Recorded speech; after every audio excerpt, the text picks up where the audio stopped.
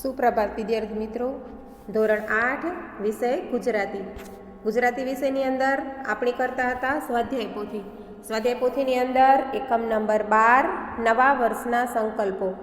આ એકમ આપણે શીખ્યા અને જેના આધારે સ્વાધ્યાય પોથીની અંદર આપણે કેટલાક પ્રશ્નો પણ કરી ગયા. અને હવે આવે છે એની અંદર વ્યાકરણ વિભાગ. તો આપણે આજે વ્યાકરણ વિભાગ કરીશું. પ્રશ્ન નંબર 1, નીચે આપેલા શબ્દોના સમાનાર્થી શબ્દો લખો. એમાં પહેલું છે સંકલ્પ. તો સંકલ્પ એટલે પ્રતિજ્ઞા. પછી બીજું છે ચાંદની. ચાંદની તો ચંદ્રિકા. ત્રીજું છે ચંદ્રિકા અને જ્યોત્સના. પછી 3 છે ગાંડો. ગાંડો એટલે પાગલ. 4 છે હવા. હવા એટલે પવન, સમીર, વાયુ. 5 છે દિવાળી. દિવાળી એટલે દીપોત્સવ. 6 છે સલાહ. સલાહ એટલે બોધ, ઉપદેશ. 7 જિંદગી. જિંદગી એટલે જીવન. 8 મબલખ. મબલખ એટલે પુષ્કળ. 9 છે મુશ્કેલી. મુશ્કેલી એટલે સંકટ, મુસીબત. 10 છે હરીફાઈ. હરીફાઈ એટલે સ્પર્ધા.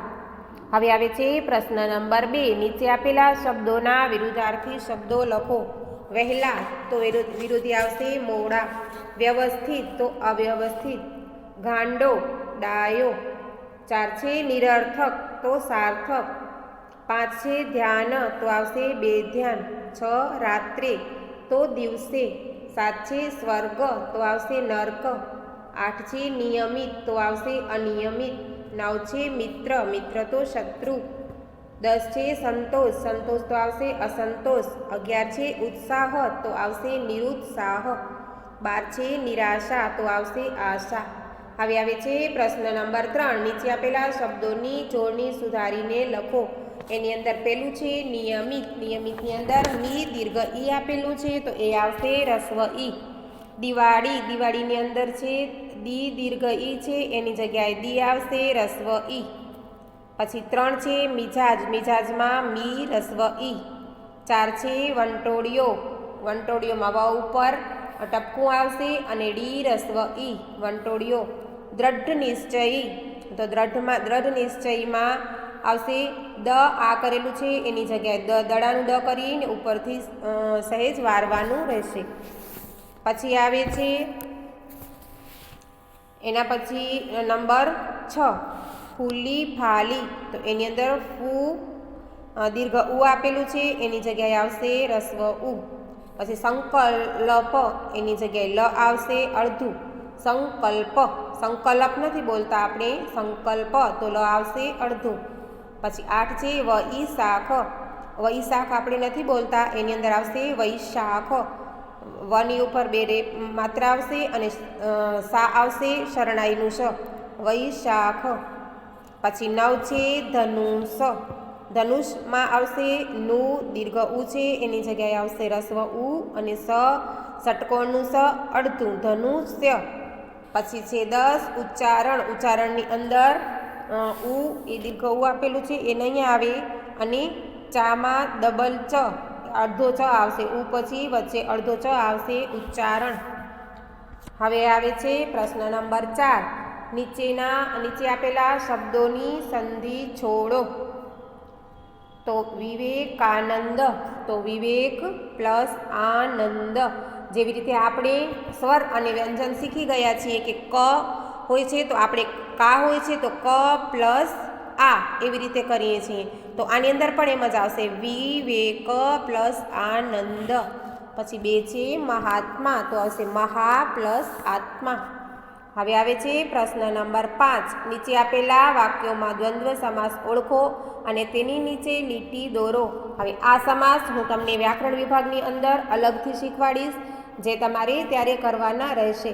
છતાં પણ હું એક વખત વાંચી જાઉં છું. એમાં પહેલું છે મિત્રતા. તો કૃષ્ણ સુદામાની જ. દ્વંદ્વ એટલે કે જોડકું. કૃષ્ણ અને સુદામાની એ જોડી છે એટલા માટે કૃષ્ણ સુદામાની નીચે આવશે લીટી. પછી 2 છે ઘરમાં અહીં તહીં સામાન પડ્યો હતો. અહીં તહીં બંને જોડી છે એટલે એની અંદર આવશે અહીં તહીં નીચે. 3 છે ઝાડ પર 10-12 પંખીઓ બેઠા હતા. અહીં 10-12 એની નીચે આવશે લીટી. હવે આવે છે બ વિભાગ. નીચે આપેલા શબ્દોના સમાસ ઓળખાવો. આ સમાસના જે પ્રકારો છે એ પ્રકારો હું તમને શીખવાડીશ, જે અલગથી વિડીયોમાં સમજાવીશ, જે તમારે શીખવાનું રહેશે. એમાં પહેલું છે શબ્દ રચના. તો શબ્દની રચના તો એ આવશે તત્પુરુષ. પછી 2 છે સંતો મહાત્માઓ. સંતો અને મહાત્માઓ તો એ જોડકું છે એટલે આવશે દ્વંદ્વ. પછી 3 છે અમરપટો. અમરપટાની ખાતરી આપતો લખાણ તો આવશે મધ્યમ પદ લોપી. આની અંદર વચ્ચેનું જે પદ છે એનો લોપ થઈ જાય છે એટલે કે અદ્રશ્ય થઈ જાય છે, એ હું તમને વિસ્તારથી પછીથી સમજાવીશ. પછી 4 છે પુનર્જન્મ. પુનઃ જન્મ તો આવશે કર્મધારય. પછી 5 છે લોકોમાં પ્રિય. તો લોકપ્રિય તો એમાં આવશે તત્પુરુષ. 8 છે મહાપુરુષ એટલે કે મહાન પુરુષ, તો એની અંદર આવશે કર્મધારય. પછી છે નાગલોક. નાગનો લોક તો એ આવશે તત્પુરુષ. પછી 8 છે દ્રઢ નિશ્ચયી. દ્રઢ છે નિશ્ચય જેનો તે તો એ આવશે ઉપપદ. બરાબર. હવે આવે છે પ્રશ્ન નંબર 6. નીચે આપેલા શબ્દોને શબ્દકોશના ક્રમમાં ગોઠવો. એ તમારે પેલું છે ઉત્સાહ, પૂર્ણિમા, ગીતા ભક્તો, વાતાવરણ, અમરપટો, ક્રોધ અને નાગલોક. તો આપણે શરૂ કરીશું અથી. અમરપટો, ઉત્સાહ, ક્રોધ, ગીતા ભક્તો, નાગલોક, પૂર્ણિમા અને વાતાવરણ. બરાબર. હવે આવે છે પ્રશ્ન નંબર 7. નીચે આપેલા શબ્દોમાંથી દ્વિરુક્ત શબ્દો શોધીને લખો. આપણે અલગ વિડીયોની અંદર દ્વિરુક્ત અને રવાનુકારી એ શીખી ગયા છીએ. એમાં પેલું છે માંડ માંડ તો એ આવશે દ્વિરુક્ત શબ્દો અને રવાનુકારી બંને આપણે ભાગ પાડી દઈશું અને દ્વિરુક્ત શબ્દોમાં આપણે લખીશું માંડ માંડ. પછી લોકપ્રિય એ શું છે? લોકપ્રિય આવશે રવાનુકારી. બરાબર. હવે હું તમને જે દ્વિરુક્ત શબ્દો છે એ શોધીને લખાવી દઉં છું. પછી રવાનુકારી કયા કયા છે એ તમને તરત જ ખ્યાલ આવી જશે. એમાં માંડ માંડ, પછી ફૂલી ફાલી, 10 દિશા, જાગી જાગીને, રડાવી રડાવીને, થોડી થોડી અને મનોમન. એ આ આવશે બધા દ્વિરુક્ત. એના પછીના જે છે બીજા એ આવશે રવાનુકારી. હવે આવે છે પ્રશ્ન નંબર 8. નીચેના રૂઢિપ્રયોગોના અર્થ આપી તેમનો વાક્યમાં પ્રયોગ કરો. એમાં પેલું છે ગાંડા બનાવવું એટલે કે મંત્રમુગ્ધ કરવું. આના વાક્યો તમારે જાતે કરવાના રહેશે. નંબર 2 છે આંખમાં ચમક આવવી તો ઝબકારો થવો અથવા તો નવો ઉત્સાહ પ્રગટ થવો. 3 છે માયા મૂકવી એટલે કે સ્નેહ મમતા છોડી દેવી. પછી 4 છે પંથે ચડવું એટલે આવશે રસ્તે આગળ વધવું. પછી 5 છે 10 દિશામાં ગાજવું તો આવશે ચારે દિશામાં ખ્યાતિ પામવી. 6 છે આસન ડોલી ઉઠવું તો આવશે અસ્થિરતા આવવી. 7 છે ધૂન વળગાવી તો એની અંદર આવશે ચાનક ચડવી અથવા તો કોઈ પણ વસ્તુની આપણે રટ લઈએ છીએ અથવા તો મનમાં તરંગ આવવો. પછી 8 છે મિજાજ છટકવો તો આવશે ગુસ્સા પર કાબૂ ન રહેવો. 9 છે કબજો લઈ લેવો એટલે કે અધિકાર જમાવવો. 10 છે અનંતમાં ચાલ્યા જવું એટલે કે અવકાશમાં વિલીન થઈ જવું અથવા તો દૂર થઈ જવું. હવે આવે છે પ્રશ્ન નંબર 9. નીચે આપેલા પ્રત્યેક શબ્દ સમૂહ માટે એક એક શબ્દ લખો. રસ વગરનું તો આવશે નીરસ. પોતાની જાતને સુધારવી તે તો શું આવશે? આત્મ સુધારણા. 3 છે ઇન્દ્રનું આસન તો આવશે ઇન્દ્રાસન. 4 છે ફરીથી જન્મ લેવો તે તો આવશે પુનર્જન્મ. 5 છે દ્રઢ નિશ્ચય વાળું તો આવશે દ્રઢ નિશ્ચયી. પછી 6 છે અમરપણાની ખાતરી આપતું લખાણ એટલે કે આવશે અમરપટો. 7 છે કસરત કરવામાં શૂરવીર તો આવશે વ્યાયામવીર. 8 છે ધનુષ્યની દોરી તો આવશે પણછ અથવા તો જીવા. હવે પ્રશ્ન નંબર 10 છે નીચે આપેલા વાક્યોમાંથી સાદું, સંયુક્ત અને સંકુલ વાક્ય અલગ તારવો. આની અંદર આ પણ હું તમને વાક્યોના જે પ્રકારો છે એ હું તમને અલગથી વિડીયોમાં શીખવાડીશ, છતાં પણ આપણે શીખી જઈએ. એમાં પહેલું છે હવેથી કદી આ ન કરવું.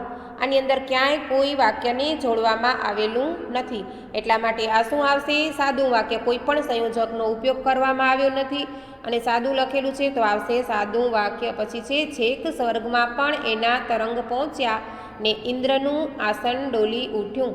આની અંદર જોયું કે છેક સ્વર્ગમાં એના તરંગ પહોંચ્યા, એની સાથે ને સંયોજકથી ઇન્દ્રના આસનને જોડવામાં આવ્યું છે તો શું આવશે? સંયુક્ત વાક્ય, કારણ કે એ ને સંયોજકથી જોડેલું વાક્ય છે. પછી 3 છે આમ તો એ વાત વાતમાં ચીડાય ને પાન ખરતા પીડાય એવા સ્વભાવના હતા. આની અંદર પણ સંયોજકનો ઉપયોગ છે, બે વાક્યને જોડ્યા હોવાથી સંયુક્ત વાક્ય રહેશે. 4 છે શ્રીમતીએ એમને યાદ કરાવ્યું કે એમનો સંકલ્પ એમણે ત્યાંને ત્યાં જ તોડ્યો હતો, ત્યારે જ માંડ માંડ એ શાંત પડ્યા. આની અંદર સાદું વાક્ય પણ છે, સંયુક્ત વાક્ય જોડેલું પણ છે, બધું મોટું એકદમ વાક્ય જોડેલું છે, અંદર વિરામચિહ્નોનો પણ ઉપયોગ છે. આ આવશે સંકુલ વાક્ય. પછી 5 છે સ્વપ્ન તો ધનુષ્યના પણછ જેવા જ ભાઈ, તો આવશે સાદું વાક્ય. 6 છે જેમ શરદ પૂનમની ચાંદનીનું વાતાવરણ કવિઓને ગાંડા બનાવે છે, તેમ બેસતા વર્ષના દિવસોની હવા પણ સામાન્યજનોને મનમાં કંઈક નવો ચમકારો લાવી દે છે, તો આ આવશે સંકુલ વાક્ય. હવે આવે છે તમારી કેટલીક પ્રવૃત્તિ. તો પ્રવૃત્તિની અંદર છે પેલું આપણે કેવા સંકલ્પો કરી શકીએ એની યાદી બનાવો. તો તમે જે સંકલ્પો કરો છો એની તમારે યાદી બનાવવાની રહેશે. પછી 2 છે કોઈ પણ 2 સારા સંકલ્પો પાડવાના ફાયદા જણાવો. તમે જ્યારે સંકલ્પો પાડો છો ત્યારે એના જે ફાયદા થાય છે એ તમારે જણાવવાના છે. પછી પ્રશ્ન નંબર 3 છે ઉદ્ગાર વાક્ય, પ્રશ્નાર્થ વાક્ય અને અવતરણ વાક્યની યાદી બનાવી વર્ગખંડમાં તેમનું વાંચન કરો. પછી 4 છે પાઠના નીચેના ફકરા પરથી પ્રશ્નો તારવો. હવે આ ફકરો આખો આપેલો છે, એના પર તમારે પ્રશ્નો બનાવવાના રહેશે. બેસતા વર્ષને દિવસે ઉત્સાહમાં આવી જઈને કરેલા મોટાભાગના સંકલ્પોની આ જ ગતિ થાય છે, બરાબર. તો આના પરથી હું તમને એક પ્રશ્ન બોલીને સમજાવું છું કે લોકો કયા દિવસે સંકલ્પ કરે છે, બરાબર. પછી 1 જણે દિવાળીની રાતથી જ ચા છોડી દીધેલી. આના પરથી તમે ઘણા બધા પ્રશ્નો કાઢી શકો છો, તો તમારે પ્રશ્નો જાતે કરવાના રહેશે. એમનો સંકલ્પ જીવેલો પણ ખરો. 1 અઠવાડિયું, 2 અઠવાડિયા, 3 અઠવાડિયા એમણે ચા ન પીધી તે ન જ પીધી. માતાનો પ્રેમ, પિતાની આજ્ઞા, ભગિનીના આંસુ, પત્નીની ધમકી, મિત્રોની મશ્કરી, ચાની જાહેર ખબરો કોઈ એમને ચડાવી ન શક્યું. એમના એ સંયમનો મહિમા દિશામાં ગાજી રહ્યો. છેક સ્વર્ગમાં પણ એના તરંગ પહોંચ્યા અને ઇન્દ્રનું આસન પણ ડોલી ઉઠ્યું, બરાબર. આના પર તમારે પ્રશ્નો જાતે કરવાના રહેશે. પછી આવે છે 5 તમારા જીવનમાં બનેલો કોઈ રમૂજી પ્રસંગ રજૂ કરો. તો એ પણ તમારે કરવાનું રહેશે. અહીં તમારું આ એકમ પૂરું થાય છે. Thank you.